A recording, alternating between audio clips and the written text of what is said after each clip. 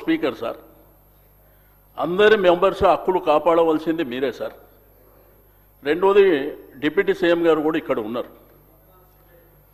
పెద్దలు బాలునాయక్ గారు, ఆది శ్రీనివాస్ గారు మాట్లాడారు సార్. మేము ఇక్కడ కూర్చొని విన్నాం, మేము అబ్జెక్షన్ చేయలే. మేము మధ్యలో మైక్ అడిగి ఏదో ఆయన మాట్లాడుతుంది తప్పు అనేటువంటిది మేము చెప్పలేదు సార్. ఇప్పుడు మా వరకు వచ్చినప్పుడు గవర్నర్కు ధన్యవాదాలు చెప్పే తీర్మానం ప్రకారము మా సభ్యుడికి అవకాశం వచ్చింది సార్. ఇప్పుడు రిప్లై చెప్పేటువంటి అధికారం ముఖ్యమంత్రి గారికి లేకపోతే డిప్యూటీ సీఎం గారికి ఉంది. కాబట్టి మా సభ్యులు చెప్పినటువంటిది మీరు దయచేసి వినాలి. మీరు ప్రతిసారి ఇంటర్వ్యూన్ అయిననుకో, మీరు అక్కడి వైపు నుంచి ఇంటర్వ్యూన్ కావడం, మేము ఇక్కడి నుంచి ఇంటర్వ్యూన్ కావడం, అది సభ మర్యాదలో కూడా కరెక్ట్ కాదు. మీరు గుర్తుంచుకోవాలి సార్. నేను దయచేసి స్పీకర్ గారు రిక్వెస్ట్ చేసేది, మీరు మా హక్కులను కాపాడాలి అంతే. మీరు అడిగిన కాబట్టి మేము ఇచ్చినాం అది కాదు కదా సార్. అది రైట్ రాయల్గా మాకు రావాల్సినటువంటి హక్కు సార్ అది. దయచేసి నేను మంత్రులకు రిక్వెస్ట్ చేస్తున్నా. ఇప్పుడు సభ్యులు అంటే తెలుసో తెలియక కొత్త పాత ఉంటారు, ఏదో అరుస్తుంటారు, కామెంట్ చేస్తారు, ఇటువైపు అటువైపు జనరల్గా జరుగుతుంది. కాబట్టి మంత్రులు జర బాధ్యతగా దయచేసి సభ్యులు మాట్లాడేటప్పుడు మీరు నోట్ చేసుకోండి. ప్రతిసారి ఇంటర్వ్యూన్ అయితే సభకు మర్యాద గౌరవం ఉండదు సార్. లాస్ట్ టైం కూడా అదే జరిగింది. లాస్ట్ టైం కూడా ఇదే సభలో అనని మాటల్ని ముఖ్యమంత్రి గారు ఆ రోజు సీరియస్గా మాట్లాడినప్పుడు మేము బయటకు వెళ్ళిపోయినాం అధ్యక్ష. కనీసం ఇక్కడ ఉన్నటువంటి చీఫ్ విప్పుల బాధ్యత ఏంది అధ్యక్ష? ప్రతిపక్షాల దగ్గరకు వచ్చి మాట్లాడి ఇట్లా కాదు, ఇది స్పీకర్ గారు పంపించారని చెప్పాలి. అది కూడా జరగలే. కాబట్టి నేను దయచేసి మీకు రిక్వెస్ట్ చేసేది, మీరు మా హక్కులను కాపాడాలి. ఇందులో ఉన్నటువంటి ప్రతి సభ్యుడు including chief minister, opposition leader, ప్రతి ఒక్కరు కూడా సభ్యులే అధ్యక్ష ఇక్కడ. కాబట్టి దయచేసి మా సభ్యుడికి అవకాశం వచ్చినప్పుడు ఆయన మాట్లాడిందంతా వినండి, మీరు నోట్ చేసుకోండి. తర్వాత మీరు రేపు ఎట్లయినా రిప్లై ఇవ్వాలి కదా, అప్పుడు ఇవ్వండి. అంతేగాని వాళ్ళు ఇంటర్వ్యూన్ అయ్యి మేము ఇంటర్వ్యూన్ అయ్యి సభ గౌరవానికి కూడా మర్యాద కాదు అధ్యక్ష. ఇప్పుడు ఇద్దరు సభ్యులు అనేక విషయాలు మాట్లాడినప్పుడు దాంట్లో కొన్ని వాస్తవాలు ఉన్నాయి, చాలా అవాస్తవాలు ఉన్నాయి.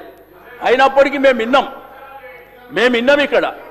కాబట్టి దయచేసి మీకు రిక్వెస్ట్ చేస్తున్నా, సభ సజావుగా జరగాలంటే సభ్యునికి అవకాశం ఇచ్చినప్పుడు మీరు ఎవరు వాళ్ళు ఇంటర్వ్యూన్ కాకుండా నోట్ చేసుకోమని చెప్పండి, రిప్లైలో చెప్పుకోమని చెప్పండి. మేము చెప్పింది తప్పు, మీరు చెప్పింది రైట్ అంటే అల్టిమేట్గా ప్రజలు చూస్తున్నారు. కాబట్టి తప్పకుండా నేను దయచేసి మీరు రిక్వెస్ట్ చేస్తున్నా, మీరు ఇక మీదట ఎవరికి మధ్యలో అవకాశం ఇవ్వకుండా సభ్యుడికి అవకాశం ఇచ్చారు, వారు మాట్లాడతారు. కేటీఆర్ గారు మాట్లాడిన తర్వాత వాళ్ళు నోట్ చేసుకోమని రిప్లైలా ఇంకా ఏం చెప్పాలనుకుంటారో చెప్పండి. ఇదే మా యొక్క అబ్జెక్షన్ అధ్యక్ష. గౌరవ కేటీఆర్ గారు మీరు ఇంతకుముందు ఒక పాంప్లెంట్ చూపిస్తూ ప్రతి కుటుంబానికి 2.5 లక్షలు ఇస్తామన్నారు. 7 ఆ 2.5 లక్షలు అని అడిగినారు. అవును సార్. అది నాకు కూడా అర్థం కాలేదు. మా డిప్యూటీ సీఎం గారు చెప్తారు జవాబు. తప్పకుండా ప్లీజ్ మీరు చెప్పండి, దాని జవాబు చెప్పండి. 2.5 లక్షలు ఏమిటివి?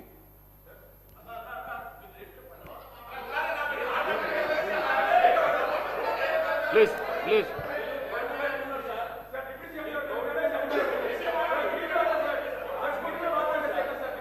మీరు అడిగిందే.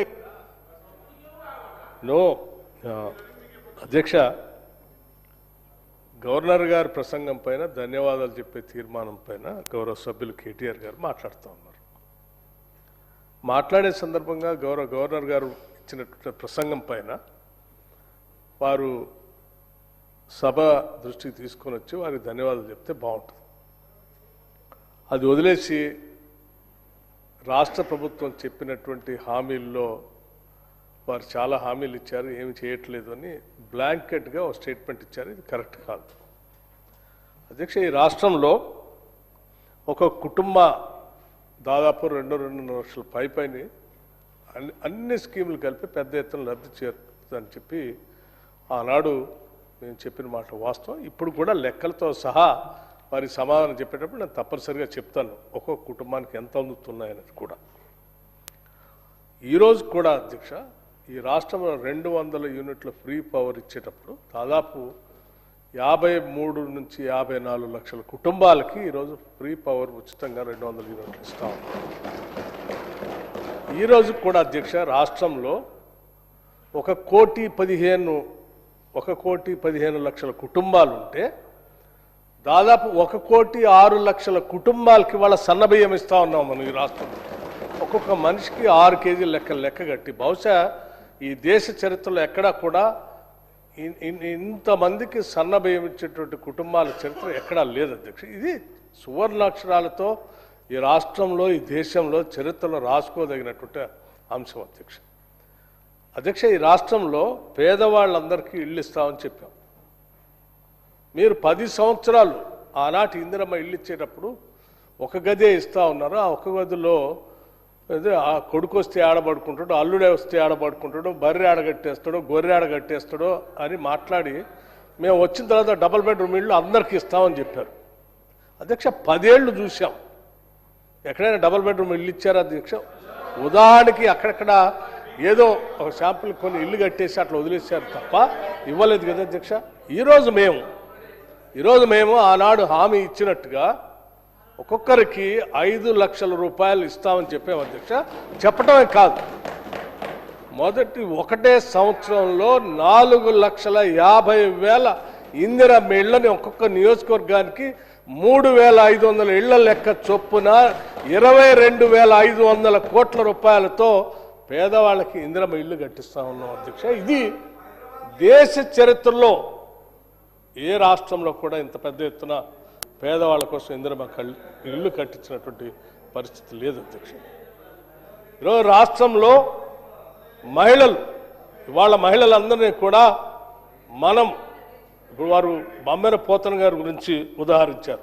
ఆనాటి నుంచి కూడా ఈ రాష్ట్రంలో దేశంలో మహిళల్ని మహాలక్ష్మిలాగా గౌరవించుకుంటాం అధ్యక్ష. మా ప్రభుత్వం రాగానే రాష్ట్రంలో ఉన్న మహిళల్ని మహాలక్ష్మిలాగా గౌరవిస్తాం.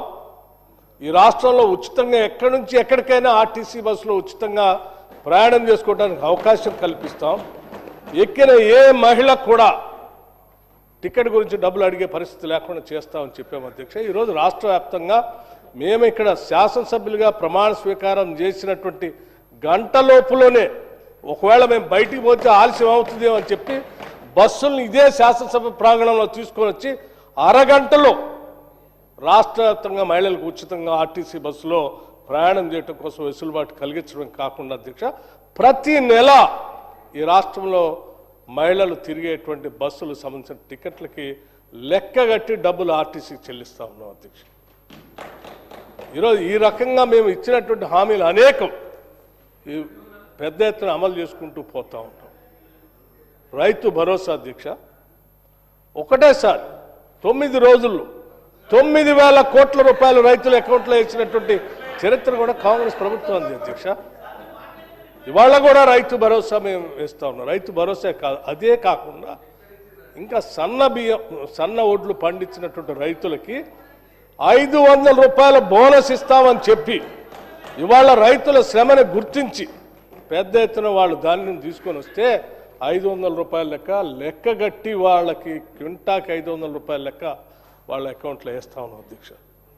సరాసరి నేను మొన్న లెక్కేసాం అధ్యక్ష, ఒక్కొక్క ఎకరాన్ని రైతు పండిస్తే ధాన్యం పేరు మీద రైతు భరోసా కాకుండా రైతు భరోసా 12,000 లెక్కన ఎకరాకి 12,000 లెక్కన ఇచ్చేటువంటి డబ్బులు కాకుండా బోనస్ పేరు మీద మేము లెక్క కట్టేస్తా ఉంటే ఒక్కొక్క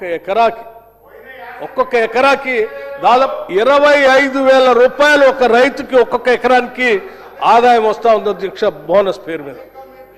ఈ లెక్కలన్నీ ఉన్నాయి అధ్యక్ష. తప్పనిసరిగా మేము సమాధానం చెప్తూ కుటుంబ ప్రకారం ఒక్కొక్క కుటుంబానికి ఎన్ని లక్షలు సంవత్సరానికి ఎన్ని లక్షలు వారి అకౌంట్లోకి వేస్తూ ఉన్నామో తప్పనిసరిగా వారికి సమాధానం చెప్పేటప్పుడు నేను ఇస్తాను అధ్యక్ష. మీలాగా మేము డబుల్ బెడ్రూమ్ ఇల్లు కట్టిస్తామని చెప్పి 10 ఏళ్ళు ఇల్లు కట్టించకుండా వదిలేయటం కానీ, ఇంటికో ఉద్యోగం ఇస్తామని చెప్పి ఎవరికి ఉద్యోగం ఇవ్వకుండా 10 ఏళ్ళు వదిలేయటం కానీ, లేకపోతే దళిత ముఖ్యమంత్రి చేస్తా అని చెప్పి 10 ఏళ్ళు ఎవరిని చేయకుండా వదిలేయటం కానీ, 3 ఎకరాల భూమి లేని నిరుపేదల ప్రజలకు పంచుతామని చెప్పి 10 ఏళ్ళు ఎవరికి పంచకుండా వదిలేయటం కానీ మేము చేయట్లేదు అధ్యక్ష.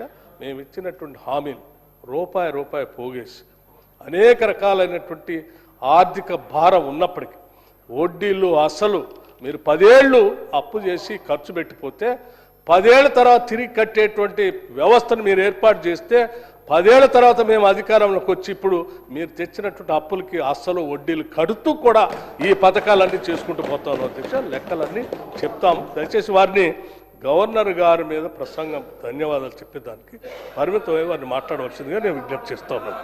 Thank you. కేటీ రామారావు గారు. ఇక గవర్నమెంట్ రిప్లై అయిపోయినట్టే కదా సార్, అయిపోయింది కదా, ఏమో సార్ అయిపోయింది కదా రిప్లై, ఇంకేం మొత్తం చెప్పింది కదా వారు. ఇదేం ఇంటర్వెన్షన్ సార్, నేను 5 నిమిషాలు మాట్లాడితే వాళ్ళు 30 నిమిషాలు.